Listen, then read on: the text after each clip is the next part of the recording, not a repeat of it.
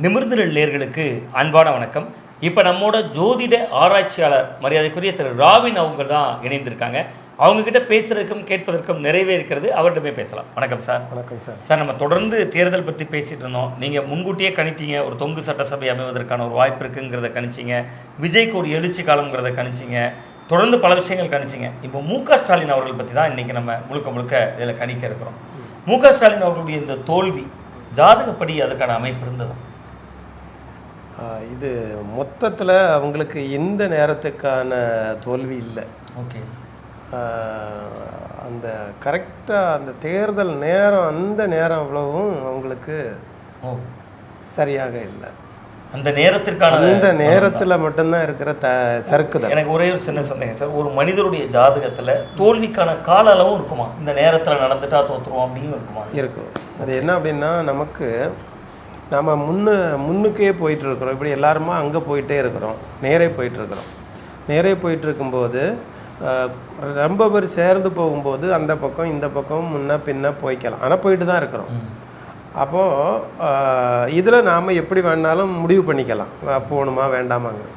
சில விஷயம் எதிரே இருந்து நாம் வருகிறத தவிர்க்க முடியாது.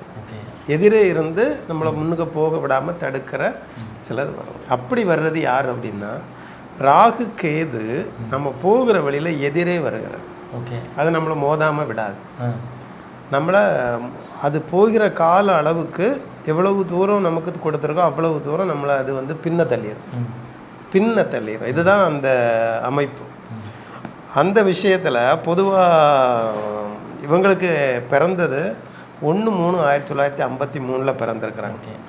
2015க்கு பிறகு தான் இவங்களுக்கு அரசியல் உள்ளுக்குள்ள ஆளுமை மிக்க இதாக வருது. அது உண்மைதான். 2016 இருந்து தான் அவர் ஒரு வலுவான எதிர்கட்சியாகவும் மாறுறாரு.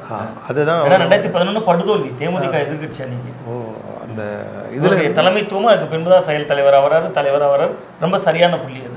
சார், அதில் இருந்தால் அப்போ தான் அவருக்கு சனி உச்சம் பெற்ற சனி இவருக்கு ஆட்சியை கொடுக்குற அந்த அதிகாரத்துக்குள்ளே வருகிற காலம். அது எப்போ வரைக்கும் இருக்குன்னா 2034 வரைக்கும் இருக்குது. அது வரைக்கும் இருக்குது. அந்த போக்கு வெற்றியின் போக்கு தான் அது வரைக்கும். அப்போ எப்படி இவர் தவறினார் அப்படின்னு பார்த்தா, கரெக்டாக 2025 அக்டோபரில் அவருக்கு தவறுதல் ஏற்படும். 2025 அது எவ்வளோ காலம் இருக்கும்? அது ஒரு வருஷம் இருக்கும். 2026 நவம்பர் வரைக்கும் இருக்கும். அது வரைக்கும் அந்த நான் சொன்னோம்ல, எதிரே வருது. எதிரேன்னா சூரியன் தான் அதில் புத்தியாக இருக்குது. அவர் பயணம் பண்ணி வெற்றியாக போகிற நேரத்தில் ராகு நின்ன பாதத்துக்கு மேலே அது உட்காந்துருது. ராகுவின் சதயம் நட்சத்திரத்தில் ராகு அங்கேருந்து எதிர இங்கே வருது. முன்ன போகிறவங்களை பிடிச்சி சேர்த்து பின்ன இழுபறி. இதனால தான் அந்த நேரத்தில் அவரை பற்றி சொல்லியிருந்தேன். அவங்களுக்கு இழுபறியில் இருக்குது. சூரியன் அந்த பக்கம் இருக்கும், இது இந்த பக்கம் இருக்கும். அந்த இழுபறி இந்த செப்டம்பர் மாதம் வரைக்கும் இருக்குது. அதனால் அந்த காலம் வரைக்கும் இவங்க அடுத்த தேர்தலை நின்னாலும் ஜெயிக்காது. இப்போ இடைத்தேர்தல் அறிவிக்கப்படுற தேதியில் கூட நமக்கு ட்விஸ்ட் இருக்குது. அப்போ ஒருவேளை இப்போ நீங்கள் உங்களுடைய கணிப்புப்படி 2026 நவம்பருக்கு மேலே இடைத்தேர்தல் நடந்தால் நவம்பருக்கு இன்னும் ஒரு விஷயம் அதை பார்க்கணும். ரெண்டாவது இப்போ சிம்ம ராசியில் கேது நிற்குது. இவர் சிம்ம ராசி. ஓகே. அப்போது அது அந்த வெற்றிக்கு தடையாக தான் நிற்கும். வெற்றிக்கு தடை தான் போடும். டிசம்பர் 6ஆம் தேதி வரைக்கும் இருக்குது. டிசம்பர் 6ஆம் தேதிக்கு மேலே இவங்க நின்னா இவங்க ஜெயிச்சிடும். இடைத்தேர்தல் நடக்கக்கூடிய தேதியில தான் இவருடைய அது தீர்மானம். நீங்கள் சொல்கிறீங்கல்ல 2034 வரை மு.க. ஸ்டாலின் அவருடைய ஜாதகம் நல்ல ஒரு வெற்றிக்கான ஜாதகம் தானா? கூட்டணி கட்சிகளே விட்டுட்டு போயிட்டாங்களே, அப்படி பலன் இருக்கா? இப்போது அது என்ன அப்படின்னா, சில கட்சிகள் ஆளுங்கட்சியில் ஒட்டணும் அப்படிங்கிற விதி சிலருக்கு இருக்கும். சரி, இவங்களுக்கு எல்லாம் பிடிச்சி பறிச்சிட்டு போகுது. இவரே பிடிச்சி பறிக்கும் போது மற்றவங்க தப்பிச்சா பிழைச்சா போதும் அப்படின்னு ஓடிடுவாங்க. ஒரு விஷயம். இன்னொரு விஷயம் என்னென்னா, அவங்க ஆளுங்கட்சியோடையே நம்ம இருக்கலாம் அப்படிங்கிற ஒரு விதி சில காலகட்டம் அவங்களுக்கு வரும். அந்த நேரத்தில் அவங்க போய் தான் ஆகணும். ஒரு விஷயம். அதுக்கப்புறம் இந்த ராகுன்னா ராகுல், அதை வச்சு தான் அது வரும். ராகுல். அப்போ ராகு முதல்ல என்ன செய்துட்டு வெளியே போன பிறகு ராகுவும் போச்சு, ராகுலும் போயிட்டார். ராகுலும் போயிட்டார். அந்த விதிகள் அப்படி தான் வரும். அப்போ அதோடு சேர்ந்து போகும்போது அந்த சின்ன கட்சிகள் எல்லாம் நான் ஏற்கனவே சொல்லியிருந்தேன், திருமாவளவன் அவர்களுக்கு ஒரு மந்திரி ஆகக்கூடிய யோகம் சொன்னீங்க, முன்கூட்டியே சொன்னீங்க. ஆமாம், அதில் இருக்கு அப்படின்னு சொல்லியிருந்தேன். அதுவும் 6 மாதத்துக்கு முன்னாடி சொல்லியிருந்தேன். 6-7 மாதம் ஆச்சு. அப்போ சொல்லியிருந்தேன். அப்போ கூட அவர் கூட திருச்சி கிழக்கில் நிற்க விரும்புகிறார், பொது வேட்பாளராகி நானே அமைச்சர்களுக்குள்ள வரேங்கிற விருப்பம் இருக்கிறதா சொல்லப்படுது, ஊடகங்களால் கணிக்கப்படுது. அது ஒன்று இருக்குது அப்படின்னா அவர் தலைவிதியில் அது இருக்கிறதுனால தான் அந்த வாசனை வெளியே வீசுது. ஓகே. ஒருவேளை அவர் நின்னா இவங்க யாருன்னு நின்னா வர்றதுக்குள்ளான விதி தான் இருக்குது. அப்போ அந்த விதி இருக்கிறதுனால அவங்க என்ன பார்ப்பாங்கன்னா அதை நோக்கி தான் ஓடுவாங்க. அதனால அதை பிடிக்கிறது இல்லை. இன்னும் என்ன சொல்லியிருந்தேன்னா, விஜய் அவர்கள் கும்பராசிக்காரங்களை பிடிச்சா அவங்க ஸ்திரமாக ஆட்சி பண்ணுவாங்க அப்படிங்கிறத சொல்லியிருந்தேன். திருமாவளவன் கும்பராசி. இதெல்லாம் முன்கூட்டியே நீங்கள் தேர்தலுக்கு 6 மாதங்களுக்கு முன்பே பேசின விஷயங்கள். அது இப்போ அப்படி அப்படியா நடந்துட்டு இருக்குது. இதே போல தான் ஸ்டாலின் அவர்களுக்கு மீண்டும் எதிர்காலம் இருக்கான்னா இருக்குது. அந்த மொத்த எதிர்காலத்தில் அந்த வழிப்பயணத்தில் என்ன அப்படின்னா 2 விஷயம் நடக்கும். நம்ம ரோட்டில் போயிட்டே இருக்கோம், ஒன்று வேகத்தடை இருக்கும், இன்னொன்று நிறைய கற்று இருக்கும். இப்போ என்ன அப்படின்னா வேகத்தடை கற்று அதில் கொஞ்சம் பேட்ச் ஒர்க் நடந்துட்டுருக்கு, அவ்வளவுதான். அதனால இந்த பயணம் ஒன்றும் தொய்வாயிராது, நிறுத்தல முடியாது. அது வந்து ஒரு என்னைக்கா இருந்தாலும் திமுக என்கிற ஒரு மாபெரும் இயக்கத்துக்கோ அல்லது மு.க. ஸ்டாலின் என்கிற நபருக்கான ஒரு எதிர்காலமும் உங்க கணிப்புப்படி 34 வரை வலுவாக 34 வரைக்கும் வலுவாகவே இருக்கு. 34க்கு பிறகு என்ன நடக்கும் அப்படின்னா அடுத்தது இவங்களுக்கு புதன் திசை வருது. புதன் திசையில் ஸ்டாலின் அவர்களுக்கு ஜாதகத்தில் புதன் நீச்சம். நீச்சம் என்பது அரசியலில் வந்து ஒரு இறங்கெடுப்பு. ஆமாம், அதுக்கு பிறகு எவ்வளவு தான் ஒரு கருத்து சொன்னாலும் யாரும் கேட்க மாட்டாங்க. இப்போ நீங்கள் சொல்கிறது 34ங்கிறதே விஜய் வருகைக்கு பின்பு, விஜய் முதல்வரான பின்பும் இன்னும் 8-10 ஆண்டுகள் இவருடைய அரசியல் கேரியருங்கிறது ரொம்ப ஆக்டிவாக இருக்க போகுதுங்கிறத காட்டுது. ஆமாம், அது கரெக்டு. அதுக்கு பிறகு தான் இது வந்து நீச்சத்துக்கான ஒரு இதில் போகுது. அது வரைக்கும் இவங்க இன்னும் வளர்ச்சி தான். இது இன்னும் அவருடைய பொலிட்டிக்கல் கேரியர் இப்போ நீங்கள் சொல்கிறீங்க டிசம்பர் வரைக்கும் அந்த சிக்கல் இருக்குது. டிசம்பர் 6ங்கிற தேதி குறிக்கிறீங்க. அண்ணாமலைக்கு கூட நீங்கள் நாள் குறிச்சிங்க, உங்களுக்கு நினைவில் இருக்கும். இத்தனை தேதியோடு அவரோட பதவி போக வாய்ப்பு இருக்குது அப்படின்னீங்க, போயிடுச்சு. பாஜக மாநில தலைவர் அவர்கள் இப்போ டிசம்பர் 6 வரைக்கும் இவருக்கான ஒரு சிக்கல் இருக்குங்கிறீங்க. ஒருவேளை அந்த சிக்கல் டிசம்பர் 6க்கு இடையில இடைத்தேர்தல் வந்துருச்சுன்னா அதில் பாதிப்பு ஏற்படுத்துமா? இதுக்கு இந்த நேரங்களில் அவங்க நிற்கிறதுக்கான சாத்தியங்கள் அவங்களுக்கே வராது. முதல் உளவியலாகவே அவங்களுக்கு அது கொடுக்காது. அந்த போராட்டம் எப்படி போராடுகிறோம், ஏன்னா ராகுனுடைய பிடி பலமாக இருக்கும். சூரியன் ராகு, சூரியனை விழுங்குகிறதே ராகு தான். அப்போ அவங்களுக்கு வந்து அவங்களுக்கே அந்த அதில் போரிடுறதுக்குள்ள இது இருக்காது.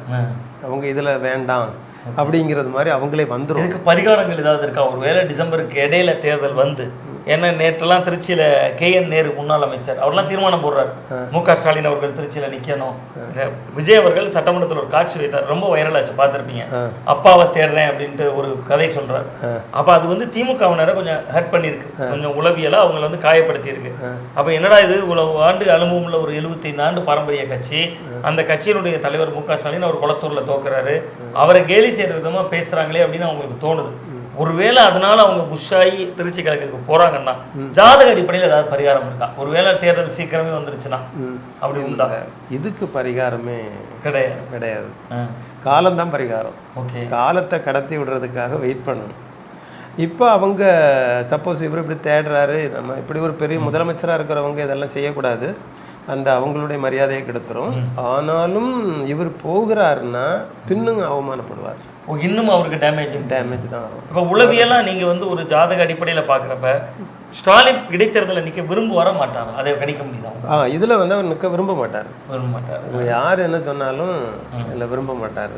ரெண்டாவது இப்போ அவங்க உள்ளுக்க வர்றாங்க அப்படின்னா இந்த சின்ன பிள்ளை சண்டை மாதிரி ஆயிரும். ஏன்னா உங்கள் அப்பா பெரிய ஆளா எங்கள் அப்பா பெரிய ஆளாங்க மாதிரி அதுக்கெல்லாம் ரொம்ப மெச்சூரிட்டியான ஆள். என்ன ஒரு விஷயம் நான் சொல்கிறேன், தேவகுரு அசுரகுரு 2 பேரும் சேர்ந்து ஒரு ஜாதகத்தில் இருந்துட்டா எதிர்பார்ட்டினுடைய சிந்தனையும் தெரியும், ஓகே அவங்க பார்ட்டினுடைய சிந்தனையும் உங்களுக்கு தெரியும். தெரியும். ஜட்ஜு பண்ணதுக்கு உயர்ந்த ஒருவர் ஜட்ஜி கரெக்டாக பண்ணுறாருன்னா அதுக்கு உயர்ந்த மைண்டு வந்து இந்த 2 கிரகம் சேருகிறது. அது இவங்களுக்கு சேர்ந்துருக்கு. ஓகே, ரெண்டும் சேர்ந்துருக்கு. இதனால எதிர்கட்சியில் உள்ள விஷயத்தையும் இவங்க பண்ண முடியும். ஆனால் இதுக்கு பரிகாரம் இருக்கான்னு ஒன்று கேட்டீங்க. ஆமாம், ஒரு பரிகாரம் இருக்குது. என்ன அப்படின்னா, இவங்க யாரையும் எதிர்பார்க்காம இவங்களே முன்னுக்கு இருந்து பிரச்சாரம் பண்ணி எல்லாத்தையும் பராமரிச்சுக்கிட்டாங்கன்னா, ஓகே, ஆமாம், இவங்க ஃபேஸ் வேல்யூ மட்டும் அந்த அரசியல் அவங்ககிட்ட இருக்கும். ரெண்டாவது இன்னொரு விஷயம் சொல்கிறேன்.